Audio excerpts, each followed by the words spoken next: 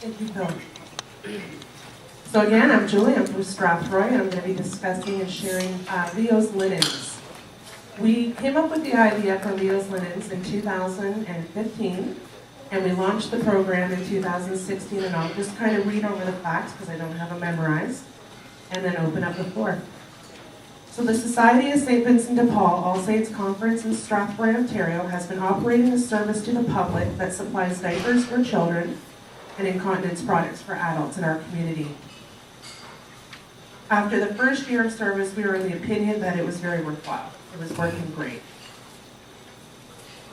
The service is conducted at the Strathroy Economy Shop, incorporated under St. Vincent de Paul as a regular function at our store. Clients are provided privacy in an office that sometimes leads to unburdening of some emotions. Leo's Linens is staffed by volunteers. In 2016, our first year, we served 52 adults and 149 children. So to show the number of products, that would be 704 adult products and 16,876 diapers. To get started, we applied for a $2,500 loan from the Systematic Change Committee through Ontario Regional Council. The loan was approved and the loan was repaid within 6 months. To set up the initial opening, we started with $3,000 in product. We used our church bulletin, local radio, and local newspapers to get the word out. Even though we had quite a bit of advertisement, we found it still wasn't enough. Where we're located, we're kind of on a side street, and if you don't have a reason to turn there, we're quite a hidden secret. So definitely a lack of visibility in our community. Then we reached out to our local health programs, VON, and started setting up large displays in our store. We had it staffed by volunteers, signage that said, "Ask us how we can help you." Research has proven that people who struggle to purchase diapers for children leave them often in soiled or dirty diapers. Leaving the child like that for too long will cause them to have diaper rash, leaving them irritable, sometimes inconsolable. When this happens, the parents become frustrated, and in the very extreme can become physical. The same scenario plays for adults and elderly who require hygiene products on a continuous basis. Below poverty income combined with the rising cost of living makes adequate supplies out of reach. Provision of hygiene products to the home will keep babies and toddlers more content. Adults will feel more confident about attending work and social engagements. Less agitation due to their physical discomfort. So research and statistical data proves the provision of food, housing, and education is highly recognized as a precursor to health and healthy living. However, there are voids that haven't been included in the general benefit programs to the poor. We teach hygiene in schools and other public health programs, but if people cannot afford it in order to put food on the table, then life goes on and the cycle may repeat itself. This project is replicable by any St. Vincent de Paul conference. The main component of service to the poor with love, respect, justice, and joy, volunteerism, and the desire to succeed are all essential. And dedication to our mission and values with prayer are key. So just to give you a little bit more information, we came up with it's called Leo's Linens. That's how we honored one of our long-term members. His name is Leo. He's been with us for over 35 years. Our store operations have been in effect for 42. So what we end up doing is our clients can come to us on a bi-monthly basis. We can't help all the time, but we try to help as often as we can. They'll come in. We don't ask for financial information. We don't dig too deep. We do ask for proof of the child's birthday. We do not record it under the Privacy Act. And just to prove that they actually have the children, we've learned lessons along the way. We have provided families with one child for 5 children. Not intentionally, but we figured it out. So these people come back to us on a bi-monthly basis. Now the success is not just for the children. We have a lot of seniors and adults that come to our program too. And a lot of these adults are still in the working force. And they come because it's expensive. I did make a printout here, and it's got a little bit of information on how we got started, how we keep track of our clients, and how we kind of run the program. But if anybody has any questions, I'd be happy to answer. Do you provide cloth diapers for the children at all? The question is, do we provide cloth diapers? Unfortunately, we do not. We're pretty particular on what we purchase to staff the bank with. It has to be low cost, affordable cost so that we can sustain. If we were to be donated cloth diapers, they would be put into the diaper bank for anybody who is interested in using those. We do get a lot of donations as well. They're not cost effective to get, like, I have a new granddaughter and they just use the cloth diapers and they're not like the old ones we used to use. And I think they expand into larger and.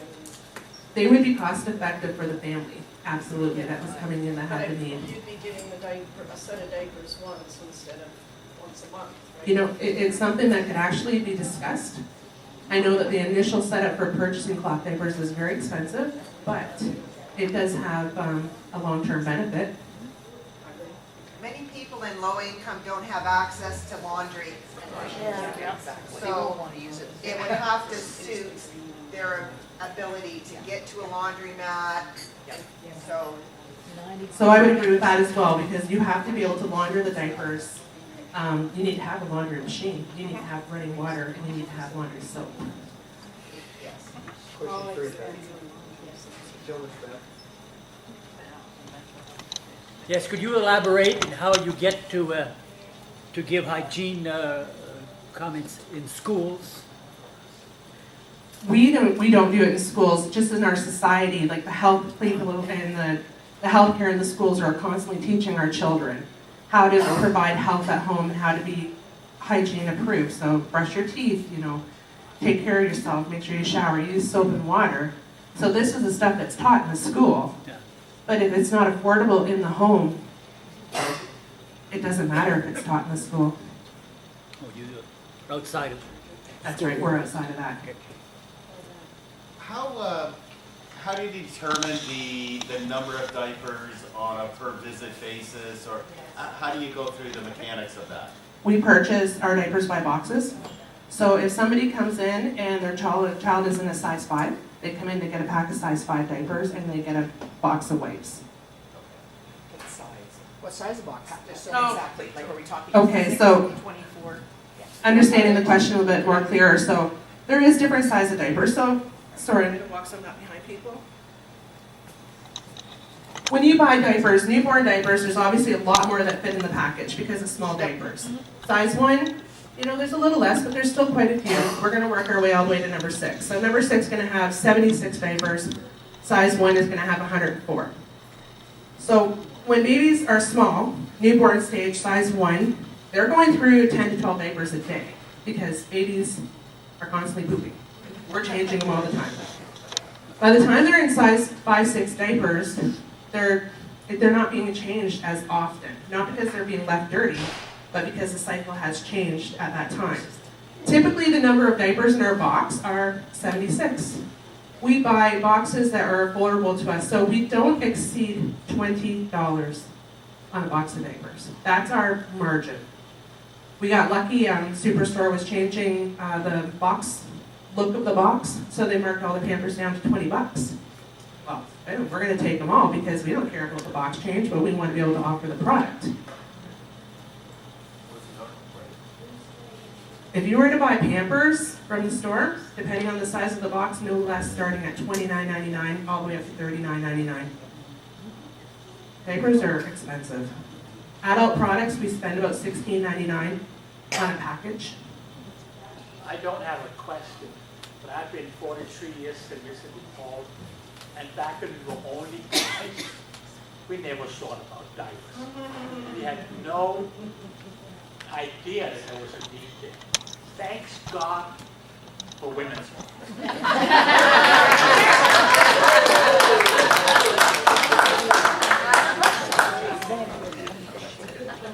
Sorry, that's okay. What's the numbers of you serving to date now for assistance Well, what's your numbers now? I know you said in the beginning it was this, but what's your numbers now? We've definitely doubled our numbers. So this started in 2016. Now being into our current year, we started with, I believe I said, 52 and 52 140. adults? yeah, 52 and 149. Yes, We've definitely doubled that number. that's, You said you started with a loan? We did. So how did it, sound like it is investment? Okay, so the question is, we started with a loan, so how do we maintain to continue purchasing our diapers? So we did, we were granted a loan for $2,500. One of our board members put it together very well and applied for the loan, which we were granted. We had enough to top it off to come up with the initial $3,000. In time, because our parish is now involved with the St. Vincent de Paul there as well, they know about the Alliance and they know that we're launching this program, and they're starting to bring in funds to help us to sustain. We have not had any incident of being unable to sustain with the support of the church behind us. I got time for one more question? Okay, well, thank you.